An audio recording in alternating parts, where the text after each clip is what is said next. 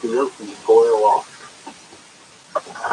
You'll be relieved to hear that there is a point where the feedback loop is broken and the runaway greenhouse effect ends. But I regret to say that doesn't happen until the atmospheric temperature reaches about 3,000 degrees Fahrenheit, when the emitted heat moves to a wavelength that water vapor is incapable of absorbing. Long before that, we humans would have ceased to exist. And eventually, with the oceans boil off, any life hanging out in the seas will meet the same fate as us. This is what astronomers believe happened to Venus. Venus is about the same size as Earth, but it's far closer to the Sun, and it's not within the Goldilocks zone. There's no surface water on Venus. That evaporated away eons ago. But at some point, Venus may have been habitable.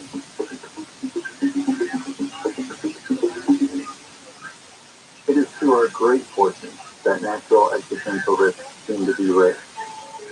This is Foster Tobior. Humanity has survived about 2,000 centuries so far. So that's 2,000 centuries worth of natural risk. Asteroids, comets, supervolcanoes, supernovas, everything put together that could have killed humanity. We've survived 2,000 centuries of that risk. And this fact allows us to put a bound on how much risk these natural things could be causing. And if you do the mathematics, you can show that it can't be much higher than about 1 in 1,000 chance of extinction per century from natural causes. Which works out to a 0.001% chance of humanity going extinct from natural risks during any given year. 1,000%. Not too many. Most atmospheric models show that human-contributed CO2 definitely exacerbates the greenhouse effect, but that it would be extremely unlikely that we humans could push it into a runaway greenhouse. In their 1980 paper, where they introduced the world to the concept of a dinosaur-killing asteroid, the Alvarezes and their colleagues calculated how frequently such a catastrophic event might take place.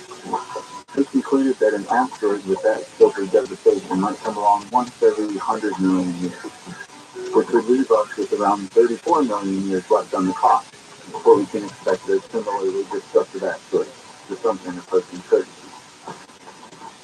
The gamma ray burst close enough to Earth to cause a mass extinction might happen once every billion years, and Earth would have to be lined up in the path of the relatively narrow beam of gamma radiation to experience the full effect.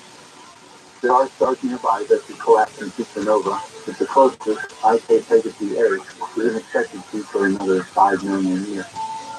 The next two closest, Antares and Betelgeuse, could explode at any time in the next million years, but should be too far away to damage Earth.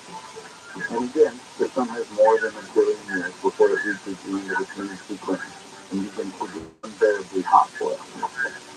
But it pays to keep an open mind. It is entirely possible that our current understanding of these risks is flawed in some way, or incomplete, that there's some factor we're not aware of yet that could make any one of these disasters much more likely. In that slight liminal space of uncertainty is where existential risks live.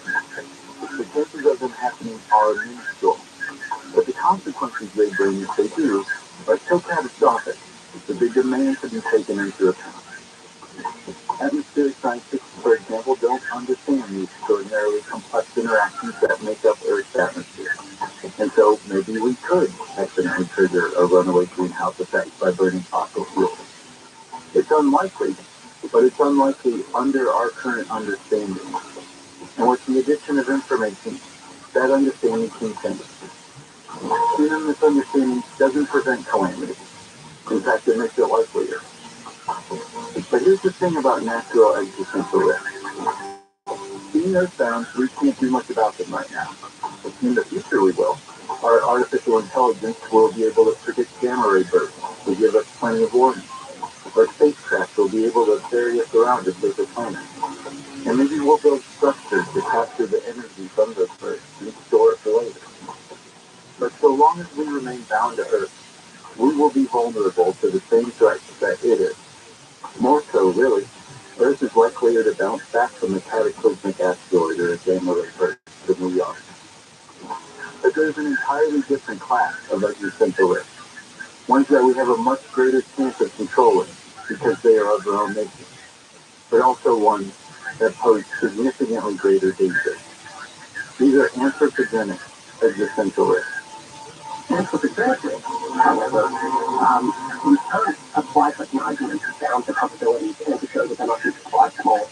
I would say that maybe something like a 1% risk of extinctions and anthropogenic causes in the 20th century. This century, I think it's growing. My best guess would be something like 1 in 6, might be less. And then next century, well, if we don't get our act together, even higher. Those technologies that pose an anthropogenic risk to us, we're beginning to develop them right now. Some are already here, and almost no one is paying attention to the dangers they are bringing our way. You have been listening to Josh Clark's The End of the World on Before the Coast, Strange Stories from the iHeart Vault. If you'd like to hear more from Josh's End of the World series, just open up the free iHeartRadio app and search The End of the World in the podcast category. Stay tuned for Coast to Coast coming up next, right after a news update. You've been listening to Before the Coast. I'm Clay, and I'll be back every weekend evening time with more strange stories from the iHeart Vault on KFI AM 640 radio app. Whether you love us, hate us, or have it made up your mind, we're glad you're here. KFI. KOST HD2. Los Angeles on time. Live everywhere on the iHeart Radio app. Mystery surrounding the Bishop's death. I'm Mark Braun, live from the KFI 24-hour newsroom. The suspicious death of an auxiliary bishop with the Archdiocese of Los Angeles has turned into a murder investigation. ABC's Alex Stone says Bishop David O'Connell was found dead inside a home yesterday afternoon. He had been shot in the upper torso. The LA County Sheriff's Department tells ABC News Bishop O'Connell's death is now believed to have been murder, and a suicide has been ruled out. Work is underway to piece together circumstances of his murder. It's unclear how long he had been dead when he was found inside of the home. O'Connell had served in the LA Archdiocese 45 years. He was 69 years old. Actor Tom Sizemore is in the hospital. A representative for the actor says Sizemore suffered a brain aneurysm at his home in LA yesterday, collapsed, and was found unconscious. He's in the intensive care unit. Sizemore is 61 years old. Orange County officials have unveiled a plaque in Newport Beach honoring the Huntington Beach police officer who was killed 1 year ago in a helicopter crash while patrolling over the city. Nicholas Bello was responding to a call in Newport Beach when his helicopter experienced mechanical issues and crashed into the ocean. The plaque unveiled today is located at Marina Park near the Newport Beach Pier. Philadelphia prosecutors plan to charge an 18-year-old for the murder of a Temple University police officer. ABC's Bill Lipoff says the search for the accused shooter lasted 12 hours. Officer Christopher Fitzgerald on patrol Saturday night in North Philadelphia when he encountered 18-year-old Miles Pfeffer during an investigation near the border of Temple's campus. The district attorney's office says Pfeffer shot Fitzgerald several times, including in the head, and then while the officer was on the ground, went through his pocket and tried to take his gun. Shortly after that, the DA says Pfeffer was involved in an attempted carjacking. Secretary of State Anthony Blinken says he had a confrontational meeting with his Chinese counterpart, Wang Yi. I underscore the importance of his direct line of communication, the importance of continuing to engage in diplomacy between our countries. I think this is something that the world expects of us. They expect us to manage this relationship responsibly. Blinken says they met in Germany yesterday to discuss how to reduce current diplomatic tensions. Blinken says he made it clear there would be serious consequences if China provided lethal support for Russia in its war against Ukraine. Blinken also said he was very direct about the Chinese spy balloon incident, saying it was unacceptable and can never happen again. That team had a close call on a catamaran during an international sailing competition yesterday. Great Britain's Matt Gottschall went overboard during the Sail Grand Prix in Australia's Sydney Harbour. Forward backwards in order to walk the creek quick. Gottschall fell through an opening while still tethered to the craft and was dragged. He was caught on a catamaran-mounted camera. I just wanted to get back on the finish the race. Gottschall says his teammates quickly pulled him back on board and finished the race. Officials canceled the second day of racing after high winds destroyed several boats. Michael Muhammad here by me. Said they were crashed on the strand. Yeah, we have all the tail was yes, he loaded it for themselves. It infuriates if you for the avenue that crashed with the right way, the deadlock traffic going up Fulton Road. It will be going to be a notable road tree that's crashing over lightly. And it was due to get on North County, so it's Northern Greenfield Drive. That's the mountain breeze in the two lovely. KFI this guy will get you there faster. I'm Jackie David, and Southland weather from KFI. Partly cloudy tonight, we'll get down to mid-40s. Inland Empire and Antelope Valley will get down to the mid-30s. President's Day tomorrow should be sunny with highs in the mid-60s at the beaches and around 70 most other places. Chance of rain by Wednesday, and we could get rain all the way through next weekend. Right now it's 57 in Irvine, 54 in Yorba Linda, 55 in Carson, 56 in Huntington Beach. We lead local, live from the KFI 24-hour newsroom. I'm Mark Long. Traffic continues in downtown LA. The 10 westbound at the 110. The 3 right lanes are blocked. Only the left lane getting by. Traffic on the brakes there from Grand Avenue. As you make your way through Ontario on the 10 westbound at Archibald, look out for a crash out to the right shoulder. Upwind, the 10 eastbound at Mountain, you've got a stall on that on-ramp. And as you make your way through the Cajon Pass, the 15 northbound before the 138, still have a car fire in the center divider. KFI helps get you there faster. I'm Dave Joseph. I'm Martin Hope, the inventor of Navage Nasal Care, and I love Navage. I've told you about how your nose is the body's care filter. This Navage's power special will help flush out allergies, viruses, mucus, and germs, and that Navage will help you breathe better. But what do other people say about Navage? Like John, quote, after walking around my whole life being a mouth breather, I was excited to try Navage. I read the directions carefully, pressed the button, and oh my gosh, what a sensation. So much music, so much crud, but oh sweet, merciful air I can finally breathe you through my nose. Never have I ever taken such an amazing breath in my life. This is the life, unquote. He's one of over 100,000 online reviews praising Navage, the all-natural solution trusted by over 3 million people to help you breathe better, sleep deeper, snore less, and stay healthier without drugs. Navage is available at Walmart, CVS, Walgreens, Target, Rite Aid, and online. Navage, N-A-V-A-G-E, clean nose, healthy life. It can be dangerously easy to steal your identity during tax season because so much sensitive info is all together. Before we start the annual meeting of Sean's personal info, has anyone seen Social Security number? Nope, not. Oh no, he's been stolen. BlackRock by an ordinance agency to help protect yourself. If you become a victim, you're worse than a victim. No one can monitor all transactions, but you can save up to 25% off your first year with promo code NEWS at blackrock.com. Identity theft protection starts here. Hey guys, if you've been injured in an accident, call I Accident Warning today. One rate will be good thing. 800-921-08. When a person has a cardiac arrest, survival depends on immediately receiving CPR from someone nearby. Only about 40% of people who experience an out-of-hospital cardiac arrest receive the immediate help that they need before professional help arrives. Music can save lives. Songs like Staying Alive by the Bee Gees or Crazy in Love by Beyonce have 100 to 120 beats per minute, the same rate at which you should perform compressions when administering CPR. Head to iHeart.com/CPR playlist for a full list of songs. Are you a business owner, CEO, or responsible for marketing? If you are, iHeartMedia can help you reach your goals and find new customers. We reach more consumers in your target area than anywhere else, and we can give you access to those potential customers more cost-effectively across radio, digital, podcasting, and social. We'd love to show you how iHeartMedia can work for you. From your cell dial pound 250 and say keyword great results. That's pound 250 and say great results. Superwoman, superwoman, superwoman.com. KFI, AM 640, more stimulating talk.